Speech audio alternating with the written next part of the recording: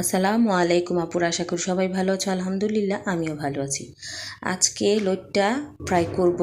তো লোটটা ফ্রাই করতে কি কি লাগছে আমাদের, এই যে দেখো, আমি 1 চামচ হলুদ, 1 চামচ মরিচ, 1 চামচ সর্ষে বাটা, আদা রসুন 1 চামচ করে নিয়েছি, আর পরিমাণ মতো লবণ নিয়ে মাখিয়ে রাখলাম।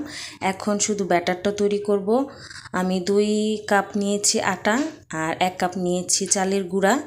তো সেটাকে আবার একটু লবণ দিয়ে মাখিয়ে, আবারও একটু হলুদ, একটু মরিচ দিয়ে ভালো করে মিশ্রণটি তৈরি করে নিলাম হাত দিয়েই।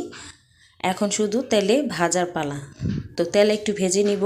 ফ্রাই প্যানে একটু তেল দিয়ে দিয়েছি।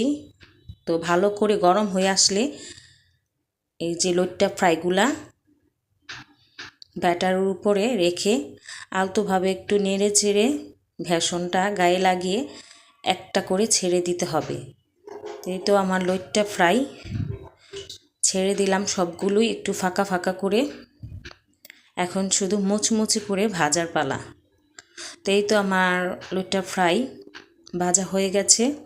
তো এখন আমি শুধু প্লেটার তৈরি করব।